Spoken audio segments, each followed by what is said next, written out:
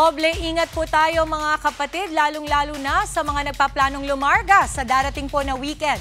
Maki-weather update ulit tayo sa tsansa ng pagulan, lalo't may bagyong patuloy na binabantayan po tayo kasama ang ating resident meteorologist, Weather Tito Alvin, na laging may panahon para sa iyo. Tito Alvin?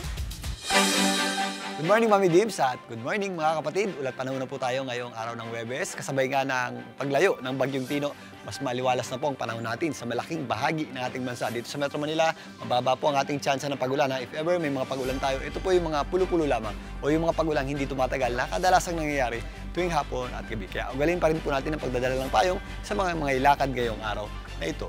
Dito sa Metro Cebu, na kung saan binaha ng Bagyong Tino, maging sa malaking bahagi na po yan ng Cebu, medyo mas mababa na rin po ang ating tsansa ng pagulan, mas maliwalas na rin po ang panahon dyan at magiging maganda na rin po ang sikat ng araw. Ang mga pagulan natin dyan, yung mga afternoon showers at thunderstorms na lamang kadalasang nangyayari tuwing hapon at gabi. Dito rin po sa Metro Davao, mababa na rin po ang ating tsansa ng pagulan, pero dakong hapon, tataas po yung ating mga possibilities ng mga pagulan at thunderstorms. Ang malaking bahagi nga po ng ating bansa ay mas maliwalas ang panahon, maliban lang sa mga area sa Cagayan na kung saan affected pa ng shear line, pero ito po ay mga scattered lamang o kalat-kalat na pagulan dahil nga nakalabas na ang Bagyong Tino. Samantalang binabantayan nga natin itong bagyong may international name na Hongwong. Ito po yung tatawagin nating Bagyong Uwan if ever makapasok sa loob ng ating PAR sa darating na weekend. Ito po ay huling namata ng pag-asa sa lying around 1,715 kilometers east of northeastern Mindanao.